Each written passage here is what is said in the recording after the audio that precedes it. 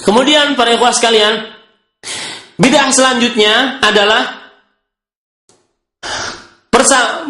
prasangka sebagian orang bahwasanya kejadian Isra dan Mi'raj terjadi pada malam 27 Rajab. Prasangkaan sebagian orang atau sangkaan sebagian orang kejadian Isra dan Mi'raj terjadi pada malam 27 Rajab. Ini adalah keyakinan yang bid'ah.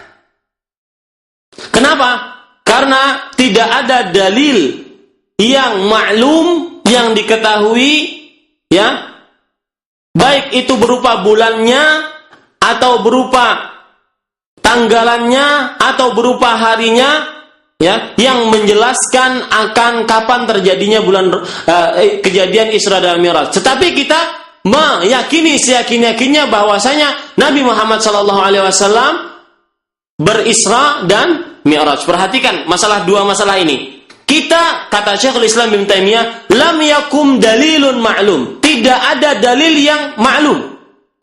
Ya, tidak ada dalil yang maklum. Baik itu bulannya atau tanggalnya atau harinya. Tetapi nukilan-nukilan atau riwayat-riwayat tentang hal demikian munqati'ah mukhtalifah. Terputus-putus, tidak dengan sanad yang tersambung, tidak dengan riwayat yang tersambung. Laisa fiha yuqta'u bihi ma yuqta'u bihi. Tidak ada yang bisa kita pastikan kapan terjadinya, tetapi ada terjadinya. Paham para ikhwah sekalian? Ya, terjadinya ada, tetapi kapan? Itu belum bisa dipastikan oleh para ahli sejarah.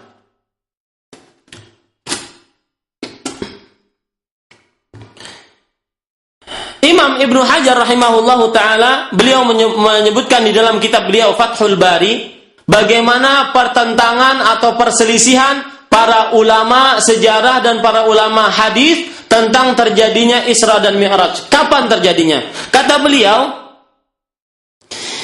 kebanyakan orang mengatakan bahwasanya Isra dan Mi'raj terjadi setelah Nabi Muhammad SAW diutus menjadi nabi. Kemudian mereka berselisih. Ada yang mengatakan sebelum hijrah 1 tahun. Ya, ada yang mengatakan sebelum hijrah 1 tahun. Kemudian ada lagi yang mengatakan bahwasanya sebelum hijrah 8 bulan. Ada lagi yang mengatakan sebelum hijrah 6 bulan. Ada yang lagi mengatakan sebelum hijrah 11 bulan. Ada yang lagi mengatakan sebelum hijrah 1 tahun 2 bulan. Ada lagi yang mengatakan sebelum hijrah 1 tahun 3 bulan. Jadi pendapatnya banyak sekali. Nah, sebagaimana mereka berbeda pendapat di dalam menentukan kapan tahun terjadinya Isra dan Mi'raj, mereka juga berbeda pendapat kapan terjadinya Isra dan Mi'raj kalau dilihat dari sisi bulannya. Ada yang berpendapat bahwasanya, ya, pada tanggal 27 Rajab. Ada yang berpendapat pada bulan Ramadan. Ada yang berpendapat pada bulan Syawal. Ada yang berpendapat pada bulan Rabiul Awal. Ada yang berpendapat pada bulan Rabiul Tsani. Ini semua disebutkan oleh Imam Ibnu Hajar rahimahullahu ta'ala di dalam kitabnya Fathul Bari. Oleh sebab itu para ikhwah sekalian, setelah kita menyebutkan beberapa perkataan para ulama ini, maka kita tidak bisa tidak bisa meyakinkan dengan seyakin-yakinnya sebagaimana pernyataan orang-orang sebagian besar dari kaum muslimin bahwasanya kejadian Isra dan Mi'raj terjadi pada tanggal 27 Rajab. Kita tidak bisa tentukan. Kemudian para ikhwah sekalian, sesudah kita membicarakan apa bid'ah-bid'ah yang terjadi pada bulan Rajab, alangkah indahnya kalau kita juga membicarakan masalah Isra dan Mi'raj. Dan ini bukan berarti kita berkumpul untuk memperingati Isra dan Mi'raj, tidak sama sekali. Bahkan ana berbicara di sini untuk memperingatkan, memberikan nasihat kepada sebagian dari kaum muslimin yang sudah terfitnah dengan atau tergoda dengan setan dengan memperingati atau berkumpul dengan memperingati Isra dan Mi'raj ini. Sekarang para ikhwah sekalian, kita akan membicarakan Isra dan Mi'raj, dan berikhwah diharap sabar. Kalau lama diharap sabar, ya, tinggal duduk dengarkan. Ya. Isra dan Mi'raj, sebagaimana kebiasaan ana, apa itu Isra dan apa itu Mi'raj? Isra adalah perjalanan Nabi Muhammad sallallahu alaihi wasallam dari Masjidil Haram, dari tanah Mekah ke Masjidil Aqsa, yaitu di Palestina sana. Kemudian Mi'raj adalah perjalanan Nabi Muhammad sallallahu alaihi wasallam dari Baitul Maqdis, yaitu di Palestina, ke Sidratul Muntaha. Itu adalah Isra dan Mi'raj. Isra dan Mi'raj di dalam agama Islam mempunyai keutamaan dan kedudukan yang sangat tinggi. Keutamaan Isra dan Mi'raj di dalam agama Islam, satu, bahwasanya kejadian Isra dan Mi'raj bukan hanya kejadian bumi, tetapi kejadian yang menggabungkan antara kekuasaan Allah di bumi dan kekuasaan Allah yang ada di langit. Itu yang pertama. Kemudian yang kedua, kedudukan Isra dan Mi'raj di dalam agama Islam, bahwasanya Isra dan Mi'raj bukan hanya kejadian sejarah, ya, kejadian sejarah yang diceritakan begitu saja, tetapi lebih daripada itu. Apa? Kejadian Isra dan Mi'raj adalah merupakan dalil, salah satu dalil terbesar akan sidqu nubuwatin Nabi sallallahu alaihi wasallam, akan kebenaran kenabian Nabi Muhammad sallallahu alaihi wasallam dan kerasulan beliau. Saya ingat kalau antum baca tafsir Ibnu Katsir, ya, kejadian Isra dan Mi'raj ini bukan hanya dibenarkan oleh orang-orang Islam, tetapi sampai orang-orang Nasrani pun membenarkan. Disebutkan, diriwayatkan oleh Imam Abu Nuaim di dalam kitabnya Hilyatul Aulia, bahwasanya ini cerita ini ada di dalam Ibnu Katsir, bahwasanya Nabi Muhammad SAW ketika beliau mengutus Dihyah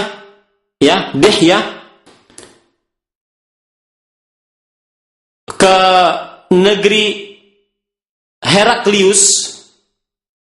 Nah, pada waktu itu Dihyah menemui kaisar pada waktu itu Heraklius. Ya, betul namanya Heraklius. Karena dalam bahasa Arab namanya Hirokl. Namanya Heraklius, betul? Ya, Heraklius. Kemudian Heraklius dia mempunyai akal yang sangat cerdik. Dia termasuk orang yang pintar, disebutkan dalam Ibnu Katsir begitu. Setelah Dihyah ini datang membawa surat dari Nabi Muhammad SAW supaya mengajak mereka untuk masuk ke dalam agama Islam, Heraklius tidak serta-merta menolak dan juga tidak serta-merta menerima. Beliau memanggil orang-orang pedagang-pedagang Arab, yang mana pada waktu itu ada namanya Abu Sufyan, Sakhar ibn Harb, yang mana Abu Sufyan pada waktu itu belum masuk Islam, radhiyallahu anhu. Karena setelah itu beliau masuk Islam. Setelah Fathu Makkah, ya, perluasan kota Makkah, beliau masuk Islam. Kemudian Abu Sufyan pun menceritakan tentang kejadian atau tentang pribadi yang ada di dalam sifat Nabi Muhammad SAW, di dalam diri Nabi Muhammad SAW. Sampai-sampai Abu Sufyan menceritakan tentang Isra Mi'raj ini. Kata Abu Sufyan, wahai kaisar, wahai Heraklius, ya, nabi dia ini, yaitu Nabi Dihyah ini, mengaku bahwasanya dia sudah berjalan dari Masjidil Haram, yaitu kota Mekah, dari negara kami ke mana? Ke Baitul Maqdis, yaitu negara kamu ini. Karena Heraklius adalah di mana? Di Elia, ya, di Elia. Pada waktu itu di Palestina sana, ya. Nah, kemudian setelah mendengar perkataan seperti itu, ada menteri dari Heraklius ini atau punggawa, kita bisa ini kan, namanya Patrick Elia. Patrick Elia berkata kepada kaisar, wahai kaisar, sungguh saya mengetahui akan kejadian itu. Siapa? Patrick Elia padahal waktu itu belum masuk dan tidak masuk Islam dia. Tetapi dia meyakini dan membenarkan akan kejadian Isra dan Mi'raj. Bagaimana ceritanya? Kata Patrick Elia, tugas saya adalah setiap malamnya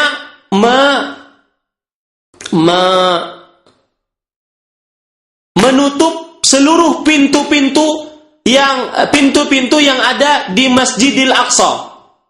Ya, pintu-pintu yang ada di Masjidil Aqsa. Pada malam itu saya menutup seluruh pintu kecuali hanya satu pintu saya tidak bisa tutup. Kemudian saya panggil seluruh ummal, seluruh pekerja-pekerja yang ada di masjid itu saya panggil untuk menutup pintu bersama-sama. Tetapi kami tidak bisa. Kemudian saya panggil najjajirah, panggil tukang kayu untuk menutup atau melihat apa yang terjadi dengan pintu ini. Kemudian dilihatlah oleh para tukang kayu, ya, para tukang kayu yang membuat masjid pada waktu itu, apa yang terjadi dengan pintu ini. Mereka berpendapat, para tukang kayu, mereka berpendapat bahwasanya di sana ada suatu benda besar yang jatuh di masjid ini, sehingga benda besar tersebut menindih akan bangunan masjid dan mengakibatkan pintu tersebut tidak bisa tertutup. Ya, paham ceritanya Pak Faisal? Taib. Besok paginya, kata Patrick Elia, besok paginya saya melihat ada sebuah batu besar jatuh di pojok masjid yang mengakibatkan masjid akhirnya miring sebelah dan mengakibatkan pintu masjid tidak bisa tertutup. Itu sebabnya. Dan anehnya lagi kata beliau, kata Patrick Elia, bahwasanya di depan pintu tersebut ada bekas tambatan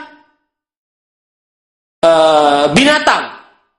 Karena Nabi Muhammad SAW, sebagaimana yang ana ingin ceritakan nanti, bahwasanya beliau datang dari Masjidil Haram ke Masjidil Aqsa dengan pakai buraq, ya, dengan pakai buraq. Kata Patrick Elia, dan saya melihat di depan pintu tersebut atau di sekitar pintu tersebut ada bekas tambatan hewan. Ya, paham Pak Ikhwan? Bekas tambatan. Jadi kalau hewan ditambatkan seperti kuda seperti itu, bekas tambatan hewan. Ya. Dan kata Patrick Elia, dan saya meyakini bahwasanya ini tidak pernah terjadi kecuali kepada seorang nabi. Paham Pak Ikhwan sekalian? Oleh sebab itu, Imam Ibnu Katsir ketika beliau menyebutkan riwayat ini, kata beliau, faidatun jalilatun hasanah. Faidah yang baik dan kalau bahasa kita oke lah gitu. Ya, faedah yang baik dan aneh gitu. Kenapa? Sampai orang-orang Heraklius saja, ya, termasuk daripada orang-orang Heraklius yang mana mereka pada waktu itu beragama Nasrani, mereka meyakini akan kejadian Isra dan Mi'raj sebagaimana yang diyakini oleh siapa? Patrick Elia. Demikian para ikhwah sekalian. Baik. Sekarang kita akan menceritakan bagaimana kronologi yang terjadi pada waktu Isra dan Mi'raj. Bagaimana cerita lengkapnya Isra dan Mi'raj. Sehingga, dan ini yang saya ceritakan bukan dari kantong anak sendiri, sebagaimana yang terjadi di sebagian orang ketika Isra dan Mi'raj. Ya. Kalau udah Isra dan Mi'raj, pokoknya seluruhnya dicerita. Meskipun itu cerita-cerita bohong, seluruhnya cerita. Misalkan, ya, Nabi Muhammad SAW pakai buraq dan buraqnya itu kelihatan cantik, buraqnya itu mempunyai sayap, buraqnya itu, ya, itu tidak pernah ada riwayatnya sama sekali, bahkan riwayatnya bohong.